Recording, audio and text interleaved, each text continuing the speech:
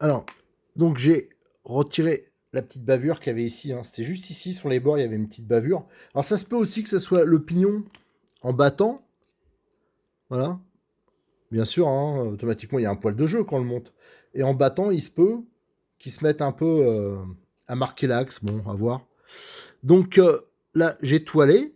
Vous voyez ici, avec du papier, du 400 à l'eau, là, de carrossier. On va remonter le flasque. Alors, vous voyez le système. Hein, alors, j'avoue que je comprends pas trop vraiment l'utilité de ce système-là. Bon, à voir. Donc, ça se monte dans ce sens-là. Tac. Voilà. Ça s'enclenche, hein, parce que la goupille, vous voyez qu'elle ressort à moitié. Hein, donc là, ça s'enclenche là. Ensuite, on monte la couronne. Hein. Vous voyez, j'avais tout nettoyé. Tout est propre, il n'y a pas de problème. La couronne, elle, on voit qu'il y a des... Pour ça, hein, il n'y a pas de glissement. Ah si, ça doit... Voilà, oui, je vois. Ça doit peut-être sauter. Voilà, vous avez ici des sections, vous voyez les nervures là. On les retrouve là. Et peut-être qu'avec le système de ressort, le but c'est de les faire sauter par cran. Ouais, bon, à voir. Pourquoi pas. Pourquoi pas. Là, j'ai le roulement, donc c'est un 5-10-4. Alors Cyril, je me suis pas moqué de toi. Je le remets, hein. Donc là, il faut bien s'assurer qu'il monte nickel. Donc c'est un roulement neuf. Cyril, je me suis pas moqué de toi. J'ai mis un roulement d'embrayage, donc qui a des tolérances bien sûr de thermique. Hein. Donc il y a des tolérances de fabrication qui sont largement supérieures à ce qu'on retrouve sur les voitures 1/10 hein, dans les roues, sur les transmissions. Donc ça sera toujours un petit plus. On remet, on l'a bien nettoyé, la petite rondelle de calage. On voit que là, bien sûr, quand on va serrer, ça va détendre, tendre le ressort. Hein, ça va le pousser sur le ressort. Là, hop, je souffle. Je l'ai nettoyé. C'était blindé de frein filet. On le met là. Bon, c'est là que ça va monter, mais je vais pas le mettre tout de suite parce que c'est là qu'on va mettre du frein filet. Alors moi, j'utilise le frein filet à Cyril, mais je vais en mettre. Moi, je le mets, hop, hop, hop, sur un embout là, comme ça. Hop. Et je vais le mettre à l'intérieur directement. Voilà. Voilà, j'en mets là. On est bien. Comme ça évitera que ça déborde quand on va mettre la vis. La vis, bien sûr, je l'ai bien nettoyée. Quel idiot. C'est sûr que si je mets la vis là, ça sert à rien. Il faut bien sûr mettre le pignon avant. Et c'est en fin de compte la vis qui va faire la pression. Voilà. Quand on va serrer, en fin de compte, ouais, je vois le système maintenant. C'est vrai que quand on serre, automatiquement, l'ensemble, là, il va bouger. Ça va donc solidariser avec l'axe le plateau, là. Et la couronne, éventuellement, alors bien sûr, c'est pas réglable, hein, mais éventuellement, c'est vrai qu'elle peut ripper. Voilà, elle peut sauter d'un cran à chaque fois. Voilà, c'est une sorte de slipper. Bon, à voir. Et là, vous voyez, en fin de compte, quand je serre, il se met en place. Hop, on va bien serrer la vis. Voilà, nickel. Et là, c'est nickel, c'est monté. Alors, je regarde un peu comment je pourrais contrôler. Il faudrait que je le bloque. Bon, je verrai ça à la fin. Je bloquerai. Ouais, mais c'est pour vous le filmer, ça risque d'être difficile parce que j'aurais bien bloqué ça dans un étau avec des mordaches en alu hein, pour pas abîmer la pièce, pour essayer de faire sauter le système. Mais alors, le filmer, c'est pas évident. Moi, je vais voir. Allez, maintenant, ce qu'on va faire, là, je vais aller chercher les roulements, les 3 roulements hein, que j'ai fait tremper dans du dégrippant. Je les ai nettoyés. Ceux-là, par contre, on va les réutiliser. Et on va monter de ce côté. Alors, du côté avant, là, par contre, j'ai pas eu à bavurer. Donc là, je mets les roulements hein, que j'ai trempés dans du dégrippant. Et après, essuyer. Donc, ceux-là, ils sont nickel. De toute façon, ils étaient pas abîmés, ceux-là, très peu. J'ai bien sûr nettoyé un maximum la pièce. Le pignon. Allez, on le met en place. Là, j'avais déjà mis le frein filet à l'intérieur. Hein. Donc ça, il n'y a pas de problème. Et il n'y a plus qu'à n'y a plus qu'à serrer. Et je vais aller chercher ma petite pince. Bien sûr, je ne l'ai pas pris, ma petite pince. Elle est où, ma petite pince? Bon, bah, c'est pas grave, je vais prendre celle-ci. Voilà. Donc, toujours ma pince alu. Et voilà, nickel. Voilà, l'arbre, c'est monté. Maintenant, il n'y a plus qu'à le remonter sur la voiture. Alors, on voit, il y a quand même un peu de taf. Alors là, je pense, est-ce que c'est à cause du pignon qui a battu, qui avait une petite bavure? Donc c'est ça qui a fait que c'était un peu difficile à démonter. Donc quand j'ai voulu démonter le roulement, j'aurais dû essayer de débavurer un peu avant. Mais autrement, bon voilà, c'est parce qu'on n'est pas habitué. C'est vrai que ce système-là, on n'est pas trop habitué en RC, alors notamment le système de slipper. Alors ça, c'est ça qui m'intéresse, c'est de voir si vraiment ça fonctionne. Alors je vais essayer de trouver un moyen de le faire sauter, voir si ça fonctionne vraiment. Alors, le châssis, la transmission, j'ai essayé de faire sauter. En fin de compte, j'y arrive, mais c'est vraiment très dur. Alors attention, si vous vous amusez à faire ça, je vous conseille pas d'essayer. Parce qu'en fin de compte, la couronne, après, elle se met un peu de travers et ça tournait comme une patate. Donc en fin de compte, ce qu'il faut faire après, c'est que vous appuyez comme ça. Voilà, pour que ça se remette, à un moment, ça fait clac et ça se remet dans le cran. Parce que vous avez vu, hein, il y a des petits crans, hein, et bah, si c'est pas tout à fait enfoncé, ben voilà, la couronne, elle va tourner comme une patate. Alors déjà que généralement, les couronnes, c'est rare que ça tourne parfaitement droit. Donc avant de le remonter, tiens, je viens de voir, j'ai encore oublié d'enlever le petit caillou là qui s'est mis dans les pignons. Allez, je vais enlever ça. J'ai enlevé le petit caillou, nickel. Maintenant, on va pouvoir le mettre. Donc, il faut que tout corresponde dans leur petit palier, hein. Faites gaffe, bien sûr, que ça rentre parfaitement dans les paliers. Donc, à l'arrière, c'est bon. Et il ne reste plus qu'à le mettre à l'avant. On va reculer un peu. Et voilà. Là, la couronne, elle tourne encore un peu comme une patate. Voilà. Là, je ne sais pas si vous avez entendu le bruit. Quand j'ai appuyé. Voilà. En fin de compte, ouais. Voilà. Nickel, la transmission est montée. Maintenant, on va pouvoir remonter le palier moteur. Donc, il n'y a pas de... ça tourne bien rond au niveau de l'arbre de transmission, donc il n'y a pas de problème. Le calage, là, il est bon. J'ai bien remis la petite rondelle de calage, la rondelle de calage qui est que du côté train arrière. Hein. À l'avant, il n'y avait pas de rondelle de calage. Donc, ce qu'on va faire... Alors, de toute façon, je ne vais pas remonter tout de suite dans cette vidéo les diffs, hein, parce que je vous ferai une autre vidéo sur le tuto entretien des diffs et aussi ce qu'on peut faire éventuellement. Est-ce qu'on peut aller chercher dans la gamme Hobbytech ou ailleurs d'autres montages, hein, de différentiels, par exemple mettre des pignons en acier, si on peut mettre de l'huile silicone pour améliorer, enfin toutes les choses qu'on peut faire pour améliorer la tenue de route et la performance de la voiture. Alors là, ce qu'on va s'occuper maintenant, c'est du support moteur. Alors le support moteur qui est en plastique actuellement, ça c'est toutes les voitures de loisirs, c'est quasiment comme ça. D'ailleurs, j'ai pas constaté spécialement, nous on l'a quand même fait tourner plusieurs packs de suite, on n'a pas eu, bon c'est l'hiver, faut dire, il fait pas très chaud actuellement, spécialement de problème de chauffe. Moi j'aurais bien tenté de mettre une dent de plus au pignon. Bon après, c'est sûr qu'il faudra moins des roues arrière, mais est-ce que bon les roues arrière ça va bien 2 minutes. Voilà, alors déjà le palier. Alors donc ça devrait sortir normalement en alu, d'après ce que j'ai compris. Alors, comme j'ai dit, il y a du frein filet, plus quand on serre, on écrase le plastique. Donc, comme vous pouvez le voir, c'est du 3. Ben là, il va falloir bien nettoyer parce qu'on ne rentre pas la vis. Donc, on pourrait, hein, mais je veux dire, le problème, c'est que ça va pas être facile de faire un réglage précis avec ça. Et là, sur le trou oblong, pareil, hein, on ne le rentre pas jusqu'au bout. Donc, tout ça, je vais prendre une petite lime, hein, comme ça. Alors, et je vais enlever toutes les petites saloperies. Hop. Hop, hop, hop, hop, hop, hop, hop, hop. Voilà, c'est pour ébavurer. J'ai fait exprès de prendre une triangulaire. Hein. C'est dans un premier temps, ça fait un peu comme un alésoir. Autrement, si je vois que c'est un peu trop galère, je percerai. Je foutrai un coup de forêt de 3. Ouais, c'est peut-être ce que je vais faire. Je vais peut-être pas m'embêter. Et en haut.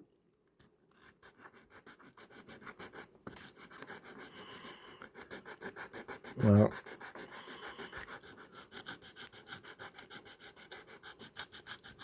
Voilà, comme ça, je pense qu'on a enlevé. On fait attention qu'il n'y a pas de bavure. Voilà, il y a encore besoin d'un tout petit peu. De l'autre côté, ouais, on voit bien le frein filet là qui a. il s'en est mis un peu partout. C'est normal, hein, c'est des montages d'usine, alors ils ont tendance à y aller, en mettre pas mal.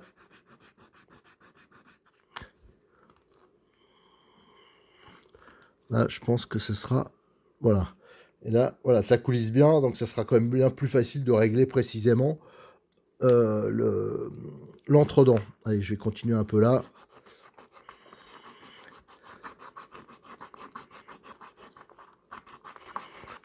Ouais, ça sort, hein, c'est encore... C'est pas spécialement du plastique, hein, c'est du frein filet, il y en avait vraiment beaucoup. Voilà. Et c'est nickel, voilà. Donc là, on va pouvoir, sur cette base-là, remonter le moteur. Alors déjà, on va s'occuper du pignon moteur. Alors je vais voir si dans mon stock, justement, j'ai pas un pignon acier. J'aurais bien voulu essayer de faire un montage comme ça. Alors là, on a le petit pignon en alliage de cuivre d'origine. Tiens, bah d'ailleurs, j'ai pas regardé combien il faisait dedans. Il va falloir que je regarde. Je me demande si c'est pas 14. Enfin, on va regarder, ou 14 ou 16. Donc ça, je vais vérifier avant. Et ici, j'ai mon stock de pignons en alu, en acier, tout ça, du même module, hein, c'est du 48 dp. C'est le petit module qui est utilisé d'ailleurs en compétition en 1/10. Hein. Alors à savoir que sur d'autres modèles loisirs, 1/10, tiens, par exemple les BX8 SL, même les voitures 1/10 de la marque Obitech, hein, c'est du module, c'est du 32, c'est un module qui est plus balèze, plus gros, donc les dents sont plus profondes. Alors, est-ce que j'en ai un? Voilà, tiens, on va comparer. Vous allez voir tout de suite, vous allez comprendre. Ici, c'est du module 32. Et vous voyez, les dents sont beaucoup plus grosses. Donc ça, c'est un intermédiaire avec le module 1 qu'on retrouve sur les 1/8, notamment. Alors, moi, je voudrais monter, parce que pignon alu, là, pignon, enfin plutôt alliage de cuivre, laiton, ça a tendance à s'user, ça fait un petit dépôt. Donc ce que je vais faire, je vais chercher un pignon. Je vais aller voir déjà avant. Tiens, par exemple, ça c'est un pignon acier qui me semble relativement proche. Là c'est du 17. Moi je suis sûr que j'ai l'impression que c'est du 16 dents. Par exemple, celui-là il irait nickel. Il est en acier. Voilà. Alors il y a toute une gamme de pignons acier chez Obitech. Hein. Je sais pas le prix, ça vaut peut-être 7-8 euros. Je sais pas exactement, 6 euros. Et qui s'adapteront dessus hein, sans problème. Alors je vais juste aller voir sur la notice quelle taille parce que c'est pas indiqué. Allez, je vais aller voir ça. Ah, le pignon, là, je regardais. Pour remplacer le petit pignon laiton, j'ai trouvé dans mon stock un pignon métal. On peut voir que il est plus long, hein. Mais je pense qu'on va voir. Hein, mais normalement, ça pose pas de problème. Ce qu'il faudra le mettre, bien sûr, taquet contre le moteur. J'ai mis donc un 18 dents. L'avantage, donc là, j'ai regardé sur la notice, c'est un 17 dents. J'ai compté les dents, c'est pour ça qu'il y a du feutre. Donc l'avantage de cela, c'est que c'est marqué. Et donc là, c'est en acier. Je vais mettre une dent de plus, que, comme j'ai dit, les roues arrière, je m'en tape un peu. C'est pour tester. Alors, ce qu'on peut monter, moi je vous dirai tout ce qu'on peut monter, hein, s'il y en a qui sont intéressés. J'ai regardé par exemple les pignons Obitech, hein, il y a toute la gamme là, bon, il n'est pas adapté, celui-là c'est un 15 dents.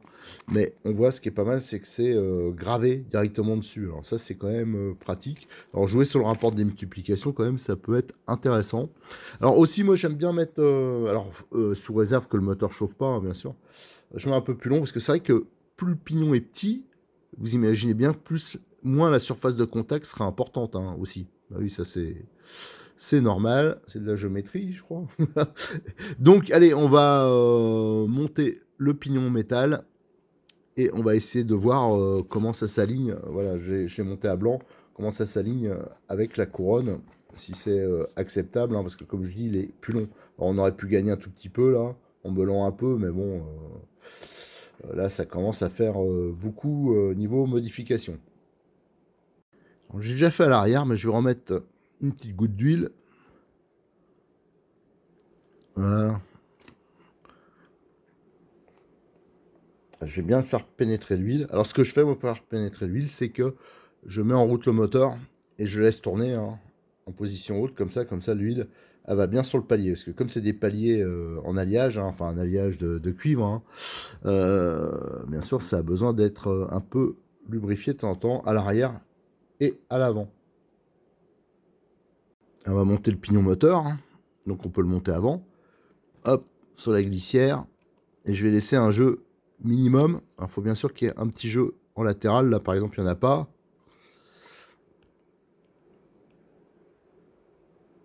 Tac, tac, tac. Je vais vraiment essayer d'avoir... Voilà, là, il y en a. Tout petit peu. Donc, c'est nickel. Maintenant, je vais pouvoir serrer correctement. Alors, on aurait pu mettre un peu de frein filet. Voilà.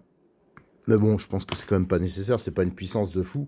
Alors, en plus, là, je vous fais un peu un montage à blanc. Parce que la voiture, je vais juste montrer pour le réglage de l'entredent, pour le changement du pignon.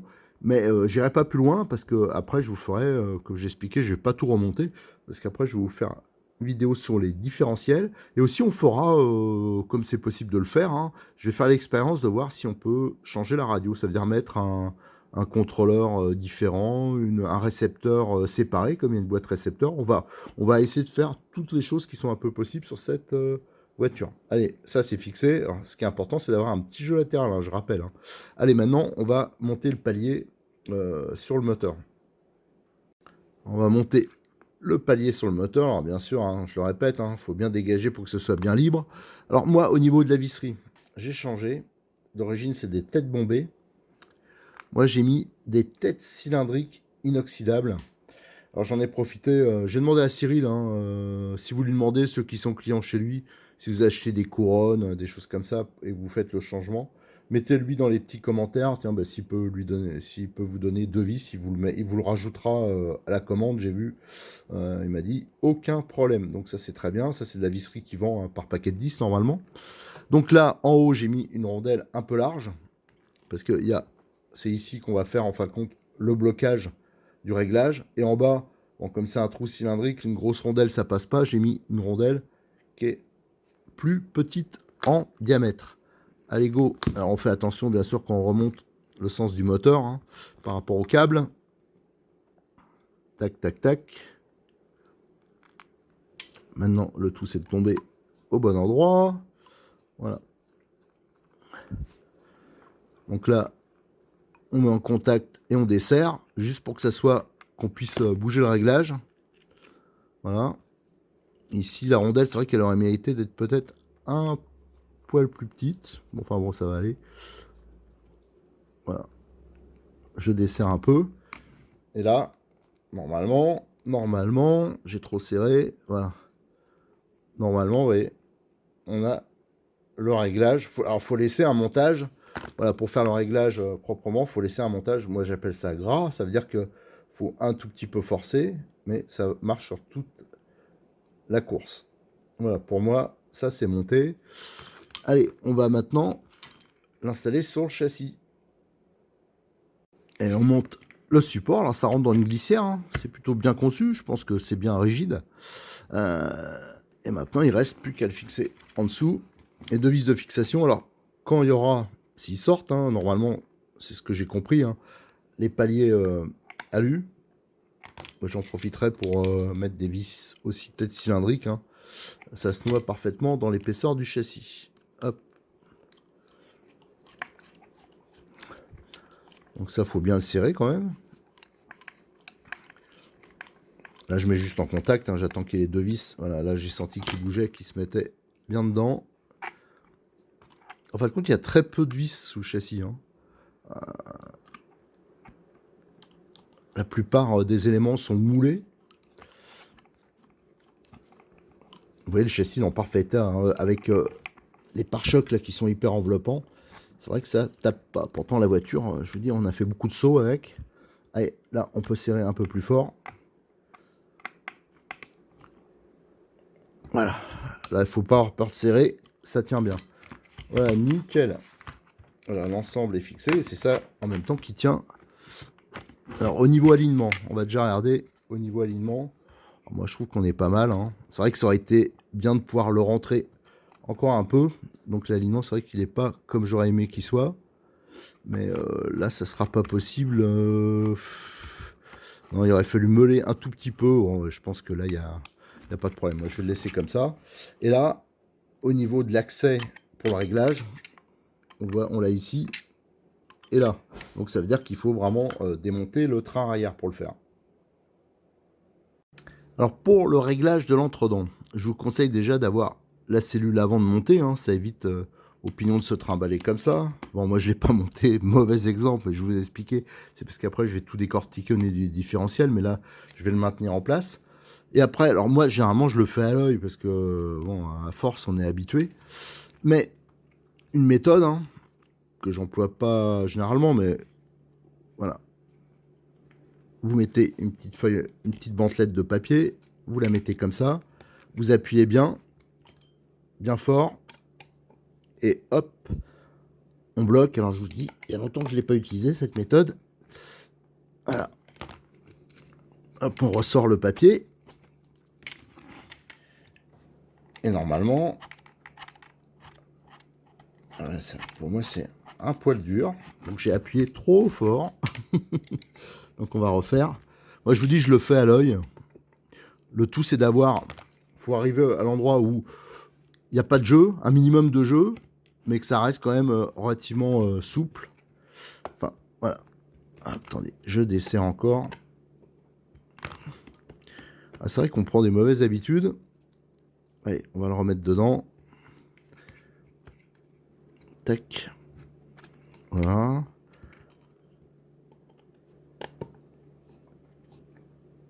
Hop, on resserre. Vous voyez, c'est pratique d'avoir des vis. Cette cylindrique, moi je trouve quand même c'est beaucoup mieux. Voilà. Voilà, comme ça là c'est libre, avec un minimum de jeu. Alors comme c'est du petit module, sur une voiture style compétition, j'aurais laissé un poil plus de jeu hein, pour qu'il y ait plus de roue libre. Mais là je préfère, voilà, là il y a de la roue libre, sans qu'il y ait de jeu. Quand vous le montrez au niveau du pignon. Voilà, voilà. Pour moi là, le réglage, il est nickel, voilà. Pas de problème. Je veux dire, on aurait pu laisser un peu plus de roue libre, mais je préfère que ça soit... Bon, surtout qu'il va falloir que ça se rôde un peu entre le pignon qui est neuf et la couronne. Et moi, je préfère laisser un jeu vraiment minimum. Et là, avec ces vis-là, les rondelles, on peut vraiment serrer un peu plus fort. Et normalement, nous, on n'avait eu aucun problème de transmission. Donc ça, c'est quelque chose qu'on n'aura pas à démonter tous les 4 matins. Voilà, donc on va arrêter la vidéo là. Je crois qu'elle a été assez longue. On a vu, il y a quand même un peu de boulot. Hein, surtout que là, il faudrait tout remonter, hein, bien sûr. Alors, prévoyez un peu de double face pour notamment le contrôleur récepteur. Donc, il y a un peu de taf. Faites attention quand vous remontez au câble. Alors, pour le remontage, je vous invite à regarder la vidéo qu'on avait fait sur le changement du cerveau. Là, il y a le remontage, donc le passage des câbles, tout ça. Là, je vous invite donc si vous commandez à Cyril, pensez à lui mettre dans les commentaires, ou si vous l'appelez, tout ça, pour les vis. C'est des 3x10 têtes cylindriques inoxydables. Par contre, les rondelles, ça, il a pas comme ça. Je lui demanderai, mais je suis pas sûr. De toute façon, vous récupérez celles qu'il y avait d'origine. Et pensez, alors si vous voulez mettre un pignon métal, hein, je vous dis, vous pouvez soit remettre un 17 dents. Alors il y a ceux de chez Hobbytech, hein, Cyril, ça pareil, ça il est en stock. Donc pareil, précisez si vous mettez un commentaire dans la commande pour qu'il vérifie que vous n'avez pas, si vous êtes débutant, des fois on peut faire des erreurs au niveau des pignons, vu qu'il y a plusieurs sortes, qui puissent vérifier que c'est le bon pignon que vous avez commandé. Voilà, autrement, c'est sûr que c'est quand même une opération qui est assez longue, hein, comme on a pu le voir. Bon, l'avantage, la pièce est pas chère, voilà. Mais par contre, c'est assez long. Alors ça, c'est un peu commun à beaucoup de voitures qui ont ce type de transmission. Il y a beaucoup de dixièmes qui sont avec une transmission centrale avec cette conception-là. Mais là, c'est quand même particulièrement long à cause du contrôleur qu'il faut déboîter, démonter. Donc ça, c'est un peu embêtant. Donc faites un montage propre. Comme ça, normalement, après, vous serez plus embêté. Du moins, je l'espère hein, pour vous. Hein. Mais nous, franchement, on a fait rouler 2 voitures beaucoup. On les a beaucoup fait rouler. On n'a eu aucun souci. Et je pense qu'il faut faire aussi attention aux endroits où on tourne. Et le problème aussi, c'est que je pense que ça, je sais pas comment c'est monté d'usine, mais j'ai déjà eu le cas sur d'autres marques. Hein, des fois, les entredents, c'était un peu un sketch. Donc, l'idéal, ça aurait été qu'on a la voiture de vérifier, hein, même avant d'avoir le problème, que le réglage est bon. Comme ça, après, on est tranquille. Je veux dire, là, pour juste vérifier qu'on n'a pas à changer, là, il n'y a pas à démonter tout ça. Il y a juste le train arrière à démonter. Donc, si vous avez une voiture, même si vous n'avez pas de problème, vous pouvez le vérifier, ça. Hein. Vous démontez le train arrière et vous vérifiez que votre entre-dents est bon et aussi que votre pignon, il est bien placé. Parce que, contrairement au pignon métal que j'ai là, le pignon laiton, on peut un peu le pousser pour qu'il soit parfaitement aligné avec la couronne. Allez, je vous remercie, à bientôt sur notre chaîne YouTube et je vous donne un prochain rendez-vous pour une vidéo sur les différentiels du Funtech. On va en profiter pour comparer avec si c'est commun avec d'autres voitures et si on peut, ce qu'on peut faire avec. Voilà. Allez, merci, à bientôt.